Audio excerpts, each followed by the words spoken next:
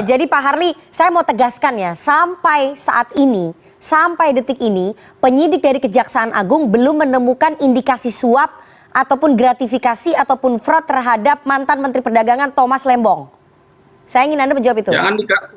Jangan dikatakan Mbak bahwa Belum. sampai detik ini tidak ditemukan. Karena sekarang begini, kami kan masih fokus terhadap pemenuhan pasal-pasal sangkaan. Baik. Ya, sementara ini kan baru beberapa hari. Oke. Ya, kita kan belum melihat bagaimana peran dari pihak-pihak yang terkait soal itu.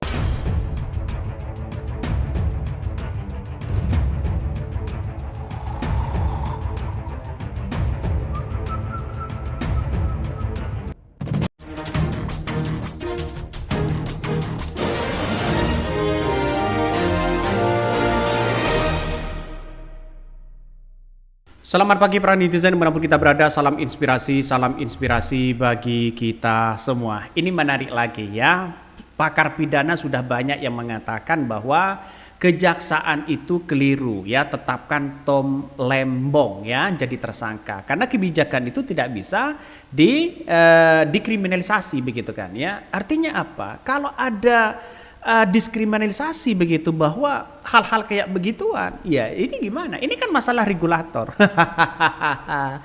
Nampaknya Kejagung ramai-ramai dikritik begitu kan ya. Belum ada bukti aliran dana ke Tom Lembong, tiba-tiba sudah ditetapkan tersangka.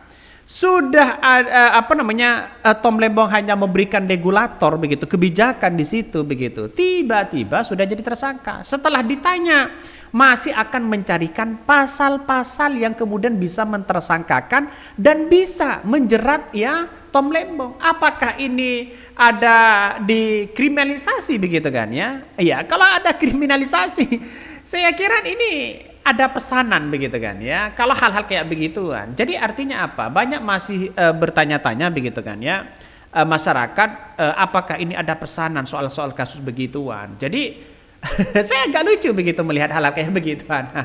Masa tidak ada bukti untuk aliran dana ke Tom Lembong ya, hanya memberikan regulator tiba-tiba jadi tersangka. Kalau semuanya jadi tersangka, ya saya kira menteri-menteri yang selama ini begitu kan pasti jadi tersangka semua. Kemenak, coba kita lihat saja menteri-menteri yang lain begitu kan ya, dari tahun 2015 sampai sekarang, coba periksa di itu begitu, pasti memberikan regulator. Nah, kalau soal ini kan banyak yang kemudian mengatakan, wah ini ada apa kok bisa-bisanya ya Kejagung itu sampai sampai kayak begini. Ini banyak yang mengatakan ini keliru loh ya, apa yang dilakukan kejaksaan ini terhadap Tom Lembong menjadi tersangka di situ. Nah, kalau semua orang sudah citra Tom Lembong, saya kira kalau ini bebas, wah ini sangat luar biasa di situ begitu. Kasihan banget begitu kan ya kepada keluarga-keluarga mereka. Belum ada bukti, belum ada apa-apa kok ditetapkan tersangka. Ingat ya, ternyata Tom Lembong ini begitu, untuk mentersangkakan Tom Lembong kabarnya membutuhkan 1 tahun. Ngeri bos, ini ngeri loh begitu kan. ini ngeri begitu di situ begitu. Kok bisa-bisanya ada apa begitu kan? Nanti saya urai ya di konten-konten selanjutnya begitu soal bagaimana perjalanan Tom Lembong ya. Saya kira banyak orang yang mengatakan wah ini jangan-jangan ada kaitannya dengan politis dan sebagainya begitu. Coba kita baca komentar-komentar dari netizennya.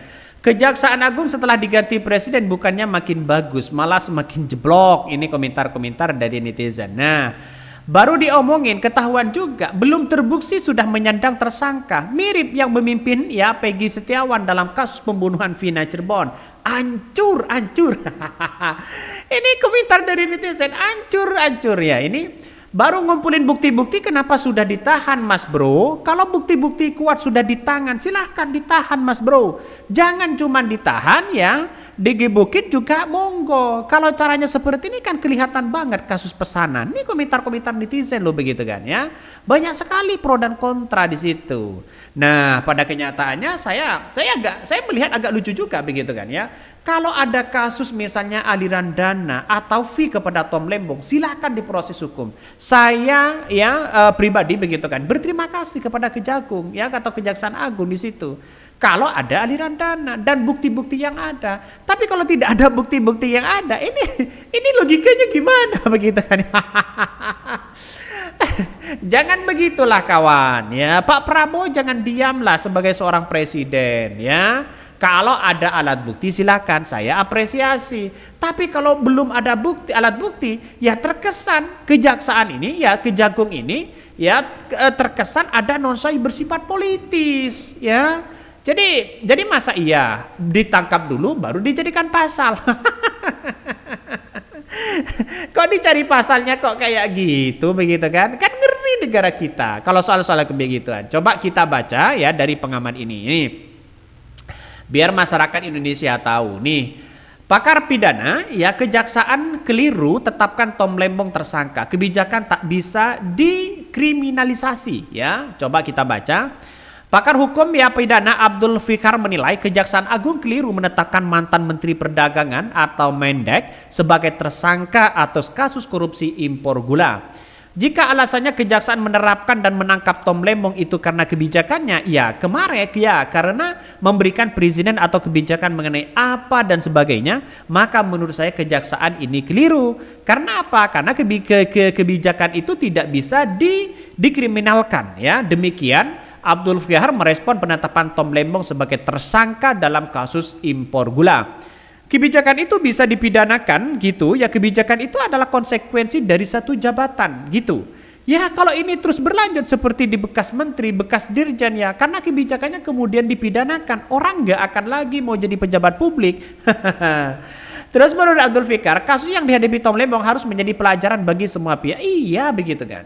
Jadi artinya apa? Artinya kita tahu bahwa kalau soal kebijakan dan regulator lalu kemudian ditersangkakan, ini lucu begitu kan. Lucu di situ bos. Ya agak lucu begitu sehingga masyarakat sudah tahu. Ya, masa iya orang ditangkap dulu lalu kemudian dijadi pasalnya. Bukan pasalnya dulu, alat buktinya dulu begitu kan. Kalau toh alat buktinya yang saya ketawa begitu kan di situ. Kalau toh pada hakikatnya alat bukti di situ begitu kan ya, keuntungan ya apa yang kemudian dilakukan oleh para perusahaan 8 perusahaan ini karena keuntungan menjual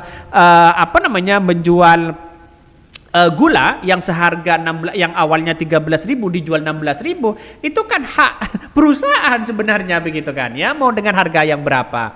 Tapi dengan adanya ini maka keuntungan inilah yang dijadikan bukti begitu kan ya. Untuk bukti untuk fee yang didapatkan oleh Tom Lembong itu masih belum ada. Nah ini kok dicarikan pasalnya, ini gimana logikanya? Agak lucu negara kita ya.